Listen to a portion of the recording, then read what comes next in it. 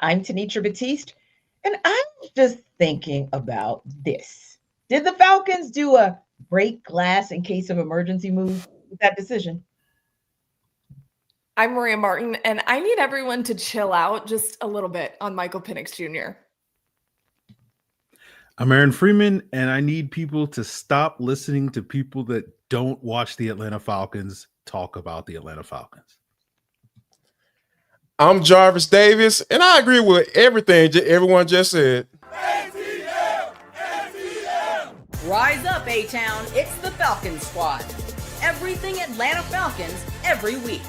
Breaking down all the big hits and game-changing plays from the ATL. The way only the Locked On Podcast Network can. Straight from the ATL, the Falcons Squad Show starts now.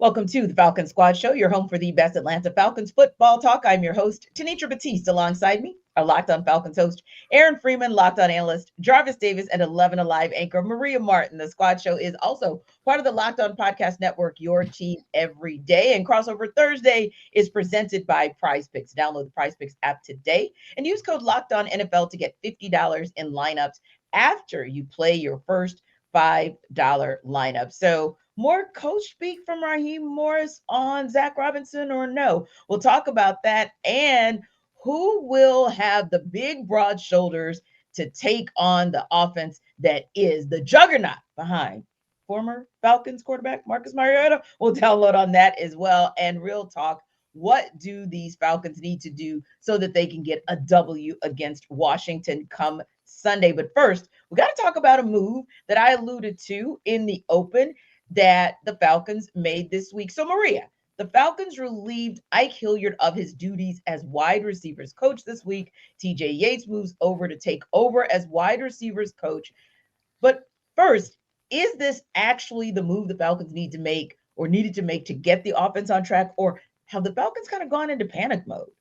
Yeah, I don't think the Falcons are panicking, but what the firing of Ike Hilliard signals to me is they needed to come up with something, anything, to kind of turn down the noise a little bit. And they understand that the pressure is really high because at this point, we've talked about it for months now. On the offensive side of the ball, half of your starters are first-round draft picks. You have built for this machine to operate at a higher clip, much higher than what it's been operating at. And so when you're not even getting to the red zone against Carolina and you have everyone not on the same page, not just Michael Penix, but every single person on that offense, you're looking around saying something's got to change. I don't know what it is. Somebody give me an idea. I don't really agree that Ike Hilliard falling on the sword was probably the best case scenario. You're talking about somebody who has had decades of experience at the position, playing in college, playing in the NFL, and then obviously coaching at the NFL for quite some time, but something had to change. And in their mind, I'm sure the firing of Zac Robinson, which obviously has not happened, but if I'm just saying a hypothetical, it's too early in the season to do something of that magnitude. We're 3 games in. Michael is only through 6 starts in the NFL as a quarterback, so you're giving him a little bit of grace, aka moving him around. Somebody had to take wide receiver duties. TJ Yates has familiarity doing that on this team, obviously a former quarterback, currently the pass game coordinator. But no, I don't think they're in panic mode, but it certainly signals that, hey, if we don't fix this right now, we might get to panic mode really soon. And fix it fast, Maria. What about for you, Jarvis? When you look at that move that was made earlier this week to relieve Ike Hilliard of his duties, but also to transition wide receiver coaching responsibilities to TJ Yates, when you looked at that move or when you heard about that move, did you think, oh, wow, that's the move that the Falcons needed to make in order to get this offense jump started? And if not, do you feel like it's a panic mode move? I think it's a more so of the latter. I think it's a panic mode move because here's the thing. One of the things that, like, what this type of move is kind of brings me to the thing that I've been kind of talking about, kind of touched on it after the game on Sunday. And it was just like, hey, man, I can't. You're making moves that are questionable, all right? Like I have to question why you would fire your wide receiver coach 3 games into the season. If you're firing him that early, you probably should have come into the season with him, right? Like if it was that easy for you that quickly, if you made that decision, that type of decision that quickly, that tells me that you didn't really believe he can be the guy that can get the job done in the first place. Because that's one of the, and like taking it back to last year, the wide receiver, Drake London had a career year. Doggone, Darnell Mooney had one of his best years, right? They had two wide receivers that had gone over 1,000 yards, right? If Darnell Mooney hadn't gotten hurt. So what's the difference? Like, what's the difference between this year and last year? Okay, quarterback. All right, Michael Penix, he had been playing solid and he had a awful game. So every time someone has an awful game, are they gonna fire Zac Robinson if he has an awful play calling game, right? If he calling plays, he doesn't have a good game, are they gonna fire him? Or are you gonna fire Nate Ollie if the defensive line doesn't get enough sacks next game? I'm confused. Like these are the type of moves that just make me ask questions. And the more I ask questions, the more I start to lose whatever faith I had that you can be the leader of this team. Yeah. And for you, Aaron, I know as Jarvis was saying, it feels like a little bit of a panic mode for him. Maria saying, hey, not so much a panic mode, but, definitely can understand the concern and trying to make some move of some kind. But was this the move the Falcons needed to make in order to get this offense on track? Do you feel like maybe this was kind of a knee-jerk reaction? I think the Falcons wide receiver position and the decline in play through 3 games this season is, to me, the biggest reason for why the offense is stagnated. This offense was driven, as Jarvis pointed out, by their wide receiver success. One of the things that we talked about all throughout the offseason was, hey, there's no play action in this offense. And basically it's go out there, Darnell Mooney, go out there and win. And Darnell Mooney did that at a high level. He was only behind Justin Jefferson in terms of being one of the most explosive wide receiver in the NFL last year. Drake London was their big money maker on third downs. He was primarily their big red zone threat. He has yet to catch a single pass in the red zone. Mooney has not been the playmaker that he was. And so I understand why the Falcons are looking at this and saying, we're not getting the performance from this group that was basically the engine of the passing game last year. And so something needs to be done.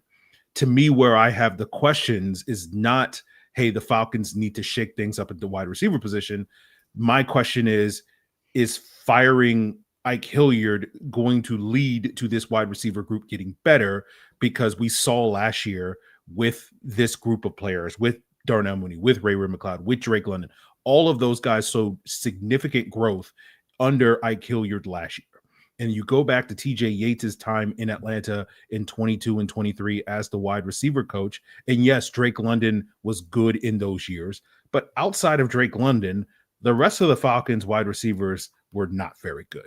And you had a bunch of guys that were veteran players, that were productive players elsewhere, come to Atlanta: Mac Hollins, Brian Edwards, Scotty Miller, Van Jefferson, and none of those guys did anything in Atlanta, right?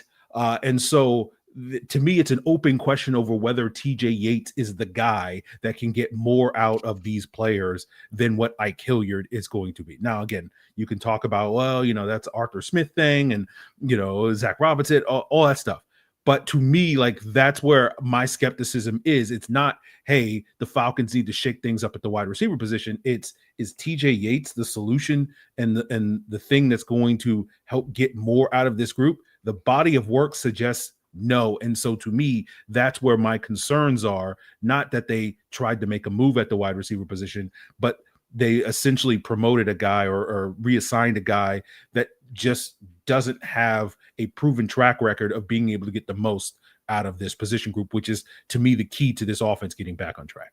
Yeah, Aaron's hitting the nail on the head here. It's kind of, let's pick something and roll with that because we feel like we need to make a move because these receivers last year under Ike were having career years. Drake London, Darnell Mooney was resurrected from what people thought he was no longer after his time in Chicago. And I think one thing that's really interesting that you kind of scratch your head at is Raheem Morris was sitting there on Wednesday and telling us, oh, Darnell's still in the ramp-up period because remember, he missed all of training camp. So if that's true, then why are we not giving Ike a little more grace? Yeah, and Maria, you kind of hit on a couple of points that I was thinking of as well. Like when we kind of look at Ike Hilliard, and I'm thinking back to even his time with the Washington Redskins as a wide receivers coach, the Pittsburgh Steelers as a wide receivers coach, and some of the quality, those were some of the quality seasons or better seasons that you were getting out of the wide receiver core for those teams respectively. And then I kind of look and I say, okay, I guess my other thing is when I'm thinking about TJ Yates and kind of where I want him to focus. Passing game coordinator. And yes, we have seen Raheem Morris do a better job of kind of like managing the game, if you will. But if that's one of your game managers, TJ Yates, I don't know that I've seen enough from Raheem and his core as full-on game managers to say, hey, you over there, game manager, we're going to add something else to your plate. So I'm not sure that that's kind of the answer either. And, you know, like you guys said, when I think about the uptick, kind of the progression, the growth, if you will, of this wide receiver core for the Falcons, especially as you guys mentioned last season, I'm looking at Ike Hilliard and I'm saying, hey, got to give Ike Hilliard some credit in what he was able to do in getting those guys to that point. And I think the final thing there is this. So we're saying that the offense stalling in the red zone is the fault of the guy who oversees the wide receivers. I'm not saying that you would get rid of your offense coordinator at this time, but I'm just saying I don't feel like that's the position. I feel like it was almost, hey, we got to do something.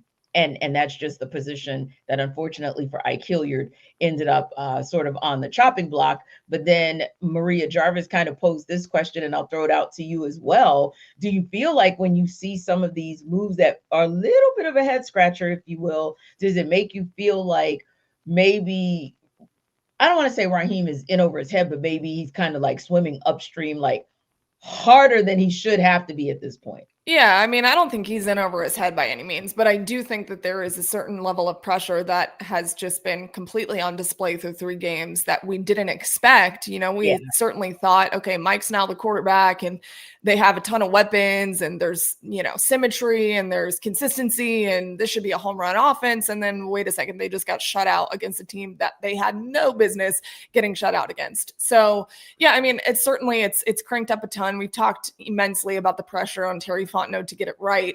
And when you look at what the defense has been able to do through 3 games, they've been pretty solid. And then you turn around and the offense who you had a bit more faith in, remember, we had all of the questions on the defensive side of the ball. What are these rookies going to look like? What is it going to look like when you have young guys starting and you're rotating guys in and out like a hockey line? We had no idea, but we knew in theory what the offense was going to be able to produce. And once it's not, then it's like, oh crap, the heat has turned up on me as well. It's not just Terry Fontenot. And so I think that's more of the line of thinking for myself, is that not that he's in over his head, but he's certainly feeling the pressure more than he probably would if we weren't sitting here talking about a very stagnant offense through 3 games of the season.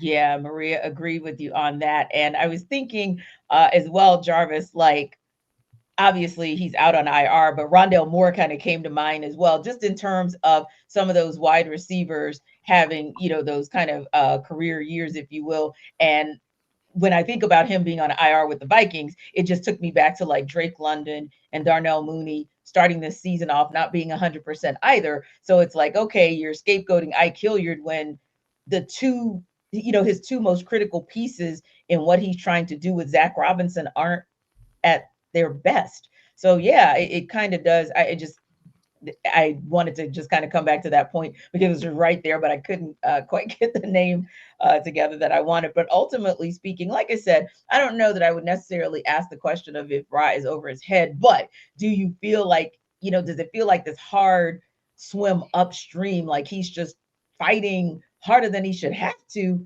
going into week 4 of the season? Yeah, absolutely. I because you know, because you're firing a position coach 3 weeks into the season. I'm like, because your quarterback had a bad game, the offense just looked off, right? And there was just the special teams had a bad game as well. Nobody want to talk about that. Like playing the going on speed dating. Marquise Williams going on speed dating with who his returner is going to be. So that's the type of stuff. And I hate to be petty, Aaron. That's the type of stuff you work on during the preseason, man. Like, come on, what are we talking about right here? Wow. Like, and Zac Robinson in the press conference yesterday. Oh, yeah, something I've been thinking about for a long time. I brought it to Rob, blah, blah, blah, blah, blah. Well, why you ain't doing it in the preseason? Dog it. The games don't matter, right? The games don't matter, so why not try stuff in the preseason? Can you refresh my memory? Wasn't he down there last year in the preseason at some point, right? And he did like a little experimentation. Am I crazy? I was trying to remember. I thought last year in the preseason, he was down on the field and then moved to the box, right? I know I saw one of the games was because we talked about it on one of the shows. Was calling the game. Zac Robinson was on the sideline. Yes, but TJ gave him call plays, but he was not. Exactly. Yeah. Because I remember we had to do it in my mind, I flipped it, and I can remember. I think Jarvis was like, "No, it's flipped." So no, you're right. That happened. But yeah, like that's my whole point. Like, this is the regular season isn't the time to try stuff and see how things work. And I think it was Allison who asked the question. Maria, you can correct me if I'm wrong. She asked about, is this something that you're going to do for the rest of the season, or is that up in the air as well? And I'm just like, why are we asking these type of questions? These are the type of questions that we don't not her. I'm not discrediting her for that, but I'm just saying those are the type of questions that shouldn't be asked, because there's no situation for you to ask those questions because you're making moves like this. So I just think that, Raheem is like, he's not in over his head. I agree with you that on T, but it just seemed like he's just making this thing harder than what it should be at this point. Can I say one thing, Aaron, real quick? To me, the Zac moving down to the field move was less. I think this kind of came about really in the third week of the season. When you see what happened to Mike specifically on Sunday, that to me is panic mode. We got to fix this and we got to fix it now, because at the end of the day, they're explaining Mike as not a rookie or not a young quarterback. That just is a way to publicly invoke confidence in a quarterback. So now they're walking back and saying, oh, he is young. Well, no, duh. He's only had 6 starts in the NFL. He's been young. Okay. He's not young in age. Kyle is older than him, whatever, or he's older than Kyle, whatever the case may be. But he is still a young quarterback in the NFL. Yeah. He needs help. Like, he actually needs help. He was drowning on Sunday, not just because he had a bad game, because he did. We all know he stunk it up on Sunday, but so did everybody else around him. And when I'm looking at the bench through my binoculars and I don't see enough support on the sideline, that is when, to me, it's okay, I do need to move down to the field, because offensive coordinators in the sky, they're not having full-blown conversations with these guys throughout the duration of a defensive series. So if he's on the field, he has the capability to do that. That's kind of what I thought the thought process was around that. Great point, Maria. Yeah, and getting back to if Raheem is over his head, to me, I'm not ready to say that now, but it does feel like we're getting closer to having that question. And it goes back to what Jarvis was saying, not only on Sunday on the post game, but today, where it's like you're questioning the moves. And like, to me, obviously we've had a lot of conversation about the kicking situation and the back and forth and all that stuff. And it's like, for me, some of that I feel like it's out of Raheem's control, because it's just like, hey, just make the kicks, right? But like, this one is definitely, firing a coach is 100% in Raheem's control. And as others have pointed out, like, as they said, like, the wide receiver position taking a downturn is a big part of why the offense is taking a downturn, but you have legit excuses. Mooney misses all the preseason. So all that work that Mooney and Penix are supposed to get together doesn't exist. And I know the Falcons downplayed it the whole summer, like, oh, they did so many reps during the offseason. So it's like downplayed the preseason. like yes, and him catching 50 passes from him in April, yes, is valuable, but what's also very valuable? Catching 100 passes from him in August is really valuable, right? And then you have the injuries on top of that, right? Mooney's injury, Drake's injury, and so it's like, yes, I understand why you're trying to reshuffle and shake up this wide receiver room, because you need that unit to start playing better for this offense to start playing better. But like, to me, the idea that like Ike Hilliard wasn't coaching these guys up when guys have missed time, Penix is a young quarterback, guys are playing hurt, and it's Ike Hilliard's fault that all those things are things. That's where I sit here and I go, yes, this to me is really questionable by Raheem Morris, because it does, again, talking about it potentially being a panic move. You're trying to shake things up, understandably, but it's like, why are you scapegoating the guy that's has a proven track record to get the most out of not only this group of wide receivers, but as T pointed out, previous teams' groups of wide receivers? And we're just sitting here going like, there aren't reasons behind why the performance. It just felt like maybe give it a little bit more time, give it another week to the bye week, and then if things aren't picking up, maybe make a move. So to me, it's a lot of questions right now, and to me, it does put more of a bullseye now on Raheem Morris in terms of the decision making that he has made. If this doesn't work out, there's going to be potential hell to pay. And Aaron, I know we got to wrap, but I got to just co-sign on that when you talk about the bye week, because you're looking at just one more week, and who knows? We don't know whether keeping Ike Hilliard would have allowed or moved the Falcons to a point where they were going to get a W per se. But even if they perform better, if you saw the wide receivers have maybe one or both of them, 1 and 2, meaning have 100-yard games, or Kyle Pitts kind of showed up and did his thing in that space, we might be having a different conversation if we were just able to see a potent offense in week 4 heading into a bye week. So I think you make a great point about whether or not it feels like it. And to Jarvis's point as well, and Maria's as well, you might not be in over your head, but it feels like you're swimming upstream, because once you start doing certain things, and I hate to be petty, but moving Kirk Cousins, I don't care if it was trash time, but when people start stacking those things together, Ike Hilliard, that Byron, people start stacking those things together, and it starts to just make you question what is going on with the guy at the helm on the sidelines. Now, speaking of that, the guy on the sidelines at the helm sometimes gives us coach speak. True what he said earlier this week or not? We'll take it under further review.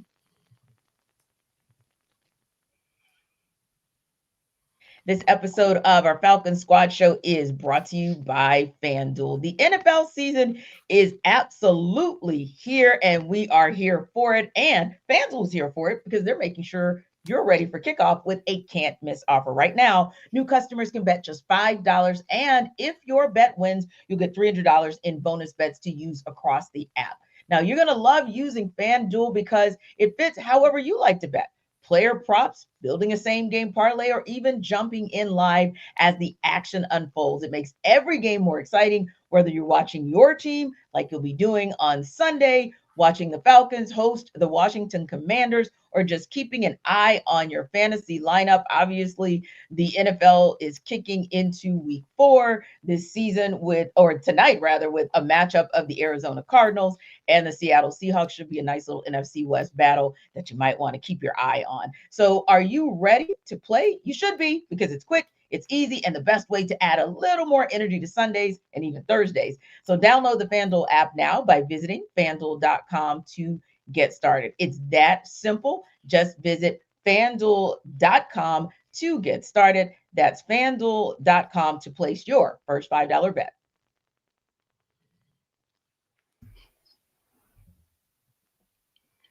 So Aaron, Raheem Morris has decided to move Zac Robinson to the field and call plays, saying that it is to improve communication, get him closer to the action. But think about this. If Fry didn't give us coach speak, and I'm putting that in air quotes for our listeners, what do you think would be the real reasoning behind that move? Well, I think this is one time where the coach speak is not too crazy, where I do feel like because of the procedural one time. Good at it, boy. Woo. One time, right? He's so good. The procedural issues that are going on. Maria kind of spoke to this earlier, where it's like you have had multiple instances now this season where you're getting the plays in late, you're calling timeouts to try to prevent a delay of game. You come out of the timeout and you still get a delay of game. It's like, what is going on with the communication? Obviously, a big part of that this past Sunday was the headset being out and all that sort of thing. But, you have these procedural issues that have been ongoing throughout the season, regardless of whether the electronic equipment is working. And so having Zac Robinson on the field should allow him to be able to communicate quicker. And so, and then there's a lot of people saying like one of the reasons why Michael Penix is not playing as well is because the plays are getting in late. He's not being able to look over the defense pre-snap, and then so when teams are disguising things post-snap, it's leading to some mistakes. Again, like seems pretty plausible based off of the things that are going on. And so it's one of those things where I do feel like Raheem saying, improve communication, getting him closer to the action are legit issues that this team needs to get out of Zac Robinson and have that communication. And as Maria said, have just more support. You don't like seeing on your television screen Michael Penix with his head down, sitting by himself on the sideline, after, some of those poor throws that he made in the second half last Sunday. And so, where's the QB? Where's DJ Williams? It's not to say that these guys aren't doing their job or anything like that. Plenty of shots on the sideline of DJ Williams talking Michael Penix through, but having more guys out there to give him that support that he needs, as Maria said, he is a young quarterback. I know the Falcons were sitting here like he's a veteran beyond all his years, and he's ready to come in, and he's 37 years old. He's already older than Matt Ryan. He's coming into the league, reformed, and it's like, all right, guys, like we get it. He's mature beyond his years, but he's still, as Maria said, a very young quarterback. And so sales pitch goes on with his team. To me, that's the coach speak where he was like, "Oh yeah, he's such a veteran." Like that, like okay, you smell that? It smells like BS to me. But like this time, I think this is legit. Aaron is on one with Zac Robinson. Aaron, I just I'm glad I have my water here because you're on one today. I'm gonna need to take sips of my fake tea, but. But yeah, you're absolutely right. That kind of even goes back to what we were saying in the earlier segment. Like when you look at a guy like Michael Penix Jr., I think maybe that 24-year-old mind, it was a little overinflated in terms of him being a veteran, because 24 will turn to 12 in a heartbeat in your first snap in the NFL versus your last snap in college football. So yeah, that one might have been one of those that was kind of over exaggerated. But that said, Aaron, Jarvis, when you look at what Raheem Morris decided to do, of course, moving Zac Robinson to the field, call plays, supposedly to improve communication, get him closer to the action. Do you think it's coach speak, or do you think there's maybe a different reasoning behind that move? I think it makes sense, right? Out of all the moves that Raheem Morris has made within the last week or so, I'm just like, oh, okay, this makes sense. Because here's the thing. I actually did a little digging because I felt like we've seen this movie before, right? So, go back to 2014 when Dirk Cutter decided to, go down to the field and call plays. And Matt, was like, and they asked Matt about it. And he was just saying, he was like, man, this is great. I love this. I'll be able to talk to him, be able to communicate with him. And this was kind of like, a little bit like midway through Matt Ryan's career. But so when you think about it from that aspect, you're like, okay, you got a 6-year veteran, 6 or 7 year veteran at the time saying that, yeah, I love this. I actually love this move. And I think Dirk Cutter said something interesting in his little, how Dirk is, his little honorary self. he was like, yeah, if my players like it, I love it. I don't think it makes a difference. But if my players while my quarterback wants me to be down on the field or would enjoy being on the field, then that's what I'll do. And I was like, that's one of the things that I like to hear. It's all about servicing the player, right? If the player is sitting over there on the bench by himself and nobody talking to him, and like that's not good. I'm sorry. Like you have to athletes constantly want feedback, right? The good ones, especially the good ones. They want to be better. They want to do the right thing. They want to do what they want to please their coaches, so to speak. So for me, I feel like, this move made a lot of sense because I know the headset was a big part of the communication issues, but they've been having issues with play clock, especially on the road. Like, on the road, you're going to have some issues. Like, even in Minnesota, they had some issues up there. So I think that with Zac being down there and being able to communicate with Michael Penix Jr., his young quarterback, during series while the defense is out on the field, heck yeah, that's not gonna work. Because here's the thing, like I feel like Zac is going to have to get to a point where, and I know I'm talking about speed dating, speeding up the process here, but he's going to get to the point where he's like, hey, man, what do you think? What do you like in this particular situation? I mean, I know that it's going to take him having success, right? You know, being a little bit more consistent, even though he was consistent before this last game. But I feel like that relationship between play caller and quarterback, Zac Robinson making sure that he's there for him in those moments so he can get out of that funk, because having a 24, 25-year-old guy trying to figure out a way to get out of a funk, and he never been in one because he never been in the NFL and been in a funk before, like that's a hard road to travel, and it's almost like swimming upstream. Sounds familiar? Sounds familiar. What about you, Maria? When you hear it, like we said, maybe it's not full-on coach speak, but it might be a little something in that resembling coach speak. But what do you think was that real reasoning behind that move for Zac Robinson to go to the field and call plays? Yeah, I mean, it's everything that these guys touched on, and kind of what I touched on earlier. Remember, the communication goes beyond the headset issues. We already know that those are an issue. But when I'm saying communication, what I think the coaches are saying, in part, they're also blaming the headset situation, which they're hoping isn't going to happen. Obviously, again, that it can't happen. Communication is what Jarvis is talking about. When you have a young quarterback on the sideline, and I saw that. I mean, I saw him sitting by himself a lot. Now, granted, DJ was probably done talking to him, and he's sitting by himself, and some guys like to be left alone, but I'm sorry, when you're the starting quarterback and you're young, you're 6 starts in, you don't get to be left alone. So, you know, you need somebody right next to you looking at the iPad. Hey, there is a wide open guy here. Why'd you miss him? What are you seeing? Like, how can we fix it? You know, there needs to be continuous. What are you seeing? There needs to be continuous dialogue. And one thing about the quarterback position, a lot of people get it wrong when they're evaluating it. A lot of people. It is the hardest position to play in the world, especially at the NFL level.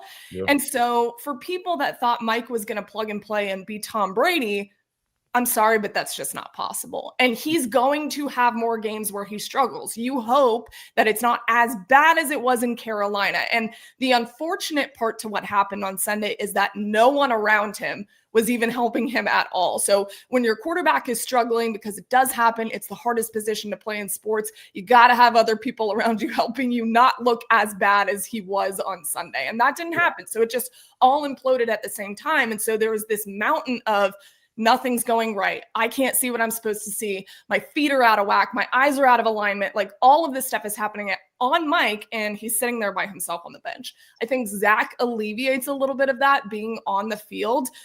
Zac has a handful of issues that he's got to deal with right now. He has shown very severe tendencies. When you're a play caller and you've got anything in the 90th percentile at any level in football, bad sign. You don't want anything in the 90th percentile. And he's showing that in a couple of different things with his play calling. And remember, this is not an excuse by any measure, but this is Zac's second year calling plays ever in his life. Okay. And it's at the NFL level. That is insane to me. And so I think all of these things snowballing at the same time, if the move to the field solves all of the issues you're facing right now, great. You guys are the smartest people I've ever met.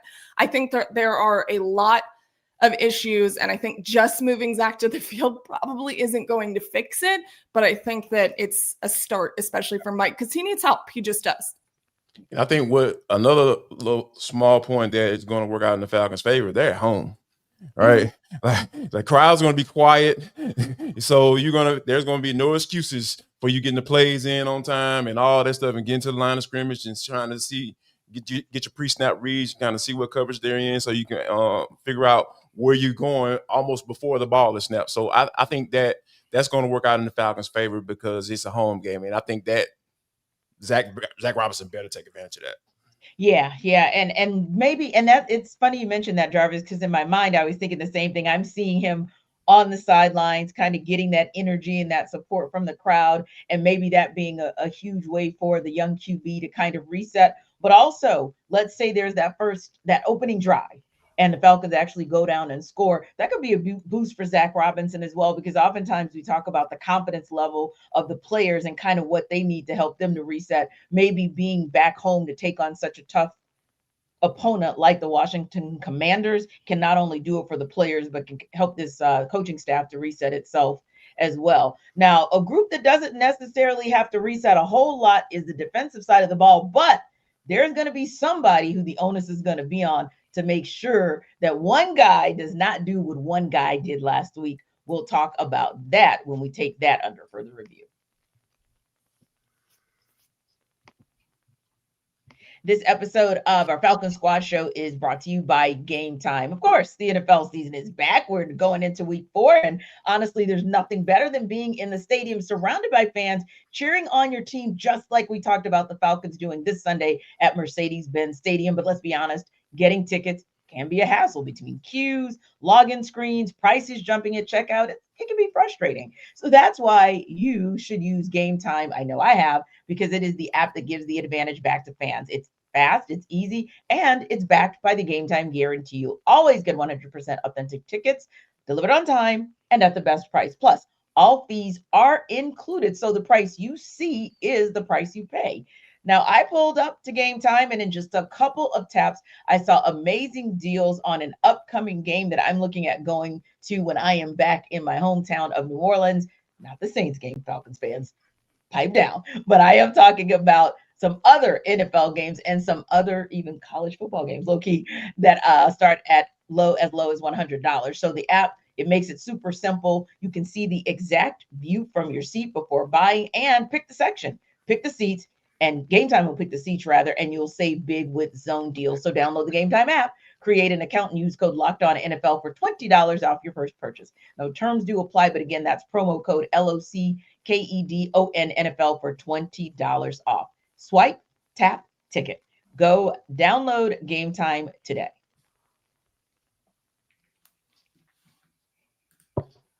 So Jeff Ulbrich has a big task this week because he has to prepare for 2 different QBs. Now, Jayden Daniels, we know in getting the injury report from the Commanders, he was limited in practice Wednesday.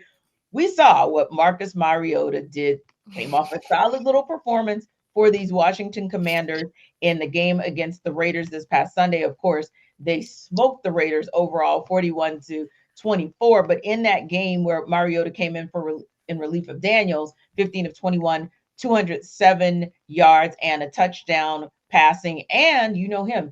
He is one of those mobile QBs, 6 carries, 40 yards, and a touchdown with a long of 22 yards. You know where I'm going with this, right? This is the biggest challenge that we see when it comes, maybe the biggest challenge that we see when it comes to this Falcons defense is trying to contain that mobile QB, or even a guy when you look at, not saying Bryce Young is truly who we consider like a dual threat quarterback, and we saw what he did. Marcus Mariota, we all know, is a dual threat quarterback, more with his legs than his arms, which could be troublesome for the Falcons Sunday. Who will the onus be on to make sure, whether it's Daniels, a true dual threat because he is a passer and also a runner, or a QB that runs and sometimes passes? Who will the onus to be on to make sure neither of these guys goes off in the bin Sunday? 3 people: defensive line, defensive line, defensive line, because the Falcons struggle with allowing quarterbacks to get outside of the pocket, the rush discipline. I'm gonna be saying that all day leading up to the game, like that night at the game after. Hopefully I won't be saying it after the game.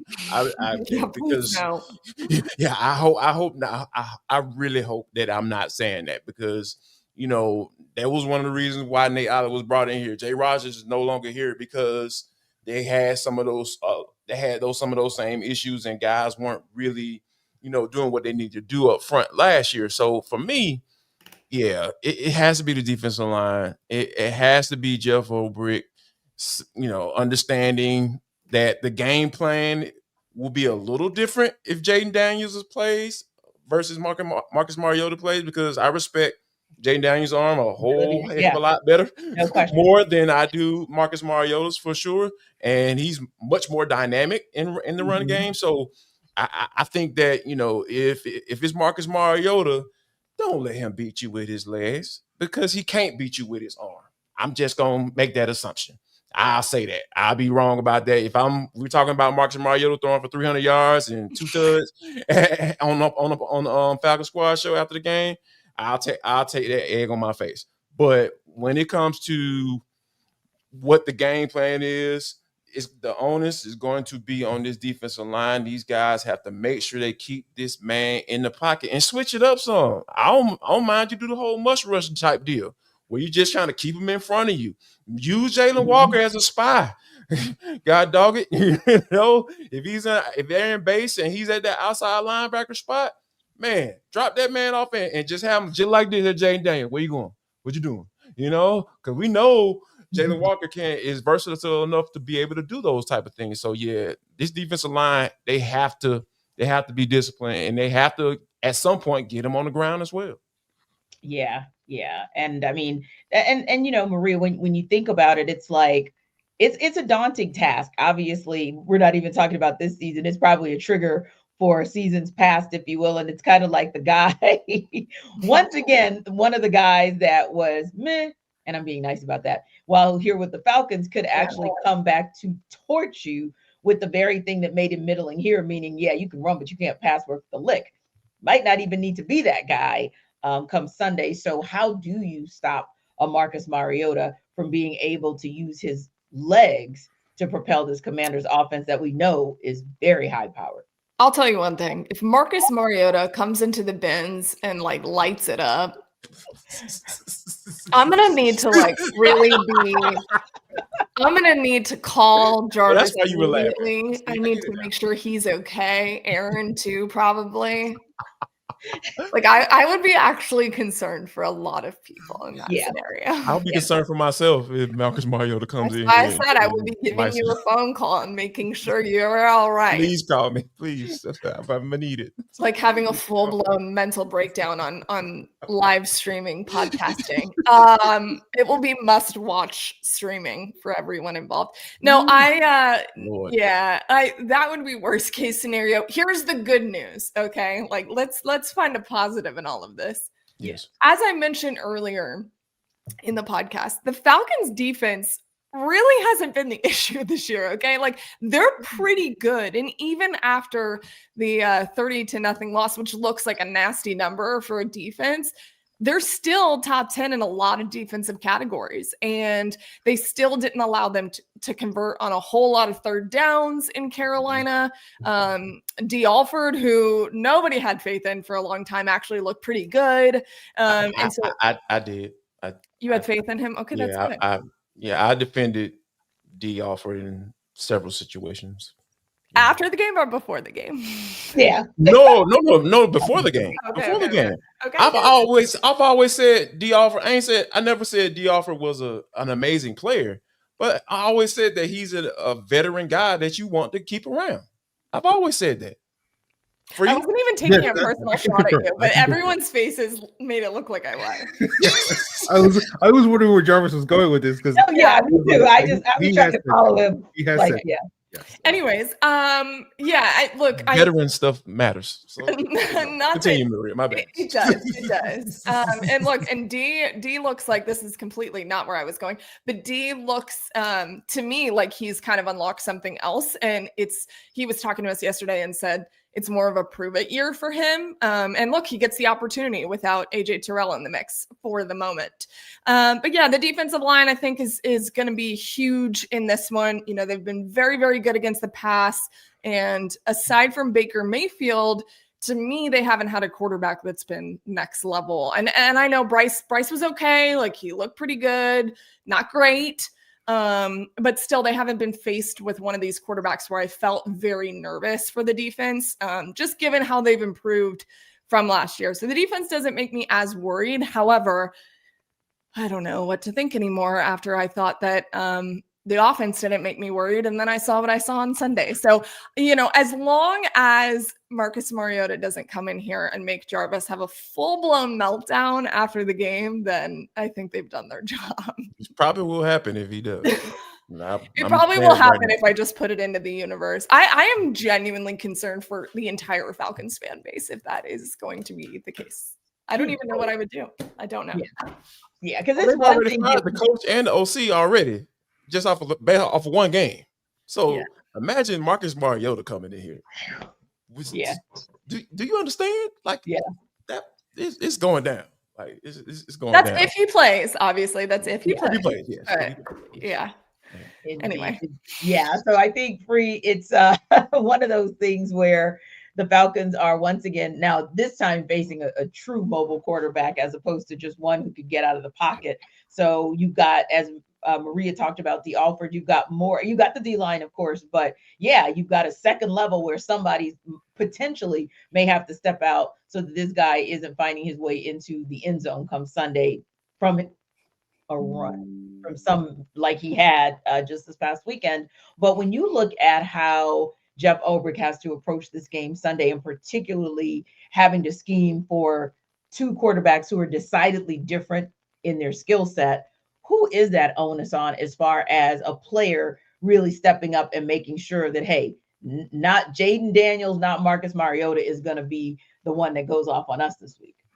Well, I think if I was to single out one player, it would probably be Divine Diablo, because this is why he was your top free agent signing, because he's this big, long, athletic, can rush the quarterback, can stop the run, can coverage. But, when you need to chase down a quarterback in the open field, he's the guy that brings the most juice at that linebacker position, a role that you often see as a QB spy to deal with these mobile quarterbacks. But I think, like Maria and Jarvis has said, it's going to take a team effort. Jarvis has harped on this a number of times where guys aren't disciplined in their rush lanes, and that's led to the Baker Mayfield being able to get outside the pocket on the third down and convert 3 of those third downs in that week one. And we saw JJ McCarthy do that a couple of times. We saw Bryce Young get outside the pocket. That's not because, as T, you pointed out early in the season, it's not because these guys are like dynamic athletes or anything like that, but they just have a propensity that if, it's 3rd and 4 and you need your quarterback to go get 5 yards, those guys can get you 5 yards. Well,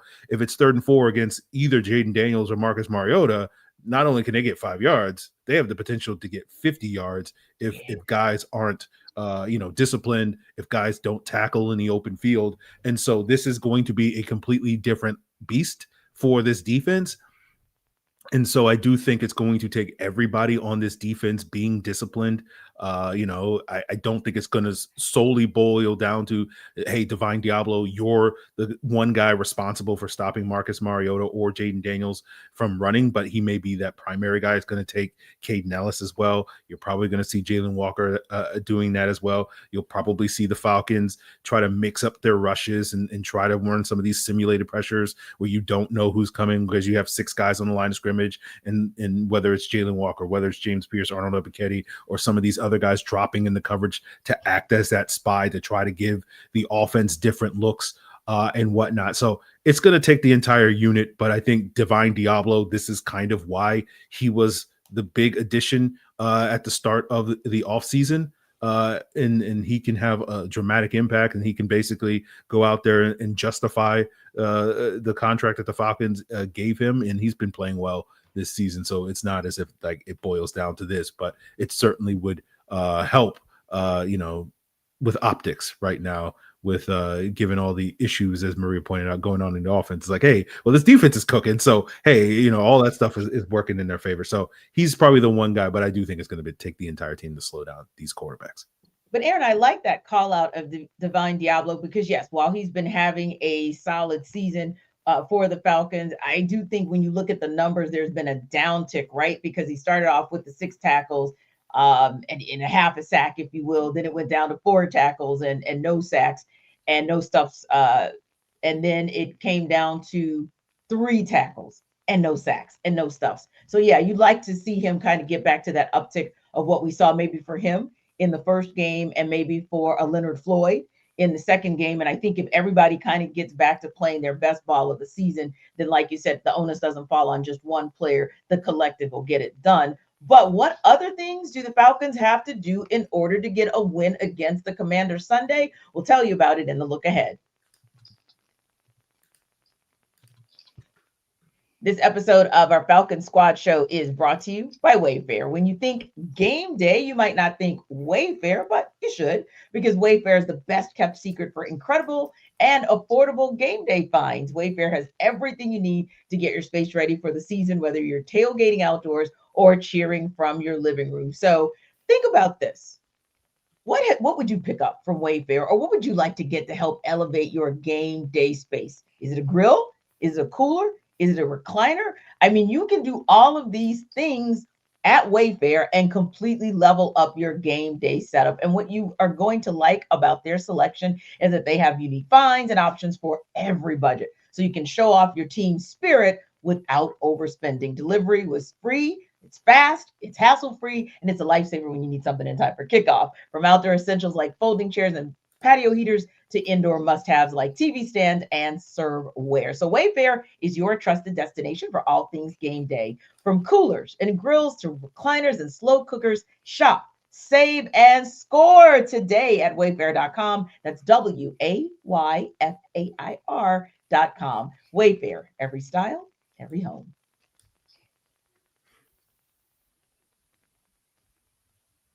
So Maria, we've come to a game that, and it's interesting because we kind of felt like we used the term must win loosely last week for the game against the Carolina Panthers, but after the 30-0 drubbing, I think you can call Washington Commanders game an outright must win game. So for you, we've already talked about kind of what we're looking for on the defensive side of the ball, what we think Jeff Ulbrich needs to do, and kind of the players we want to see step up. What are some of the other areas or players where you say, hey, you need to have a lights out game in order for this Falcons team to get back in the win column?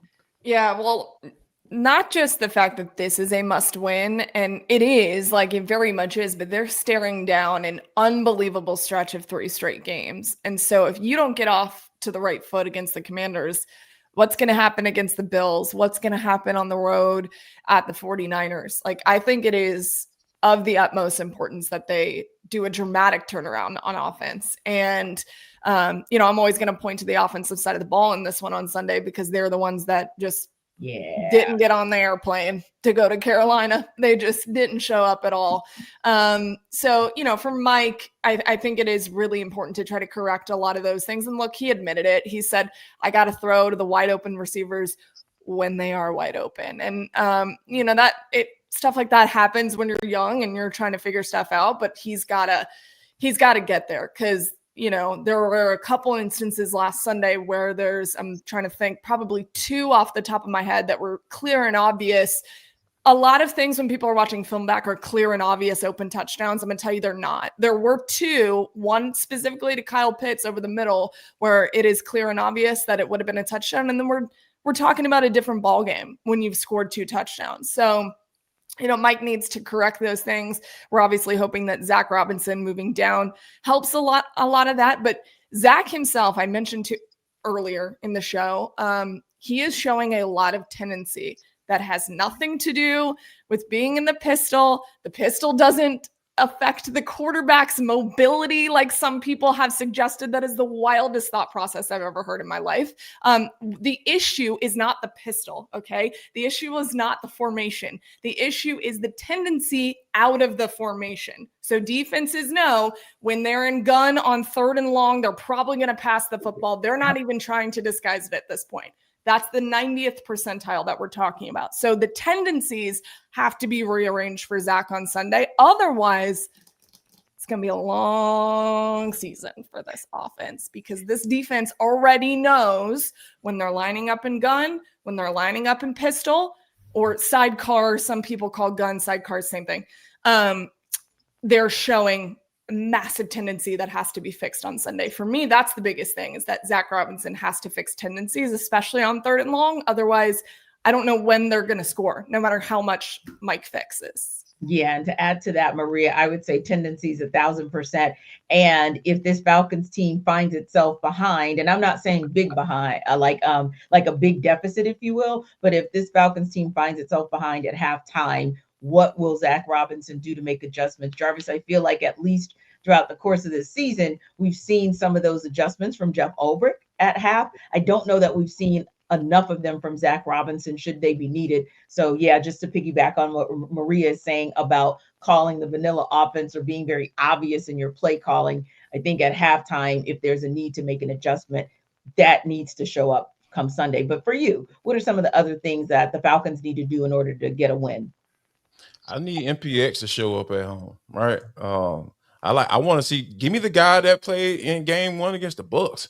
I'll take that. I feel like if he plays like that, yeah, they'll get a dub. I'm not saying it's gonna be an easy game, but Sure. if the way he was playing, the way he said, "Hey man, I'm putting this team on my back by hook or by crook. If it takes me running and stretching and using every inch of my body to get first downs and get into this end zone, yeah, that's the type of play I want to see from the quarterback, because I think ultimately that's what matters. And I think that, you talk about the Drake Londons and the Kyle Pitts and the Darnell Moonies and the Bijan Robinsons of the world. Yeah, I know it's easy to turn around and hand it off to him, but it's all about that QB, man. Like Michael Penix will be the key. If he can be the guy that he was in Game 1, and to be honest with you, it's not that far. I don't think it's that far off because people have bad games, but I think that, with what went down, the way it went down, the way they lost, the offense not putting up any points, the kicker missing the opportunity to put any points on the board. Like because if it's a 10-6 game going to halftime, who knows how it would have played out, because that's just how the ball rolls in this game. And I think that, Michael Penix is going to determine on the field whether or not this team is able to get this dub. So I feel like, obviously, running the football, all that stuff, yes, they got to do that. That's number one. That's the foundation of this offense. But I think ultimately, if the Falcons win this game, we'll be talking about on this post-game show, like, man, Michael Penix really had a bounce-back game. Yeah, absolutely. And what about for you, Free? When you look at this game, where do you see the difference coming in to give this Falcons team a W? Yeah, Jarvis is right. Ultimately it's probably going to boil down the quarterback play, but because we don't quite know what the quarterback play is going to be, just get back to old reliable Mr. Walk on Water. Give me some more of that blue magic, because you go back to that week 17 game, in the first half of that game when the Falcons, I think, took like a 17-6 lead. If you really go back and watch that game, the reason why the Falcons were scoring was not because Michael Penix was balling out. It was because they were able to run the football very effectively. Bijan was looking really good. I remember going into that game being like, hey, man, you got Bijan Robinson potentially as a pass catcher going up against Bobby Wagner. Again, Bobby Wagner, probably a Hall of Famer. But Bobby Wagner, we joke about Michael Penix being 47 years old. Bobby Wagner is 147. And so, Bobby Wagner is legitimately an old man, right? And he can be exposed in coverage. We saw that 2 weeks ago in the Green Bay game against Tucker Kraft. And the Falcons tried to scheme up some things for Bijan in that game in week 17. They didn't quite hit those throws as consistently as they would want to. Hopefully they will be able to do so again this week, because Bijan has been kind of their most reliable playmaker and pass catcher, at least in terms of explosive plays early in the season. And you get him one-on-one with some of these linebackers and safeties that Washington has, he can do the things that we've seen him do, in addition to all the things that he can do on the ground. So, as we figure out what Michael Penix and what this passing game is going to be, hey, just sprinkle a little blue magic into this offense and let's see what it does. So I feel like in the meantime, as we figure out the quarterback and the passing game, the running game is going to be critical to their success, because, it's kind of, as we sit here with all these questions about Zac Robinson's play calling and his tendencies and can the receiver position, all that stuff. It's like, hey, the one thing we do know about this offense, they got someone who can walk on water. So like, hey, let's see it. That's the one thing you do know about this thing. That's the one, we heard Raheem say it, last week, where it's like, I think he's the best player in the league. And it's like, okay, I want to see it. I want to see it at home for the home crowd. Let's see him look like the best player. I know this home crowd, we miss having that with Julio Jones, where it's like, hey, this dude is the best player in the league when he's on one. And I want to see Bijan sort of, fill those shoes for this home team come Sunday. Yeah. Yeah. And for me, I think it's two. It's number one, like you guys were talking about when I look at Bijan Robinson, and this is not a knock on Bijan, by the way, but just saying that we've got to get to a point in place where it's not empty calories. So this run offense has been pretty solid in all 3 games, but it doesn't matter if the scoreboard doesn't indicate that or if there's not a mark in the win column. So let's actually get into the red zone and then make something happen. And how about making touchdowns happen? Because what I don't want to have another darn show about, not a segment, not a damn show, is a kicking game. I don't care if your name is John Parker Romo, Tony Romo, Rice, Roney. I don't. Romeo and Juliet, whatever. Trot Tony Romo out there. Why not? At this point? Yeah, exactly, Maria. Like that's gonna forever be the thing. Every time it's John Parker Romo, little Tony Romo. Like, we're gonna talk about you too, Tony Romo. I just don't want to have a conversation about a kicker or about the kicking game or about special teams. Jamal Agnew, you've been upgraded a little bit in terms of your being limited in practice Wednesday. Maybe you'll come back and maybe you'll actually do something definitive. And maybe that means Marquise Williams can just lead the same guy, as Jarvis pointed out earlier in the week, on being the primary for punt returns or kick returns. So for me, since we've already kind of called out offense and defense, I want to see some special teams good on good play so that we're not having a conversation even about a kicker and a situation gone wrong. Muffed punts, you name it. Let's not. Yeah. Jarvis, look, do what Jarvis told you. There is not a field goal unless it's like a really tricky situation. There's not a field goal in scoring 28 points. It's punching it into the end zone every single time. When you're playing a high-powered offense like the Washington Commanders, that's what you're going to have to do to get back into the win column. Thanks to our everydayers for making the Falcons Squad Show your first listen of the day. Be sure to stop by Locked on Falcons with your host Aaron Freeman as your second listen. Check out Maria Martin, host of Sports Extra on Sundays on 11 Alive. And you can catch Jarvis as a frequent contributor for Locked on Falcons and Sports Extra too. See you next time.